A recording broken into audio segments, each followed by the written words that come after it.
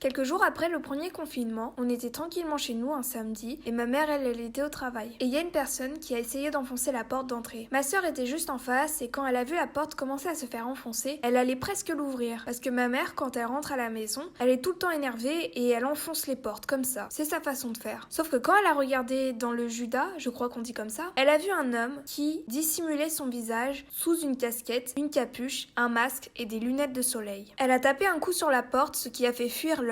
Sauf que le temps qu'elle me raconte l'histoire et que j'arrive dans l'entrée, il était déjà loin et j'ai pas pu prendre une photo à la sortie du bâtiment. Mais l'histoire ne s'arrête pas là bien sûr. Le lendemain matin, je pars avec ma mère au marché de la ville et une fois devant le boucher, je me rends compte qu'il y a un homme qui me regarde avec insistance. Du coup, j'ai décidé de jouer le cow-boy et je ne l'ai pas lâché du regard. Ça a duré tout le temps où ma mère commandait la viande. Puis une fois terminé, j'ai tourné le regard pour regarder le paquet que ma mère me tendait. Et quand j'ai regardé dans sa direction, l'homme n'était plus là. Sur le chemin du retour, je n'ai rien remarqué de suspect. De retour à la maison, je dis à ma sœur qu'il y a un homme qui me regardait avec insistance devant le boucher. Je lui ai donc fait une description et on s'est très vite rendu compte que c'était les mêmes vêtements que l'homme qui avait essayé de rentrer la veille. Ma sœur en a parlé à ma mère qui a dit que sur le chemin du retour, elle avait remarqué qu'un homme nous suivait et que la description correspondait parfaitement. On a préféré rajouter des verrous à la porte parce que clairement on n'était pas du tout en sécurité et on avait aussi décidé d'acheter un chien pour dissuader d'éventuelles personnes. Finalement, on n'a pas opté pour un chien, mais quelques semaines plus tard, nous avons décidé d'adopter un lapin. C'est pas très effrayant, mais bon. En tout cas, on n'a jamais entendu parler ni revu cette personne. Tant mieux pour lui car on était prêt à l'accueillir.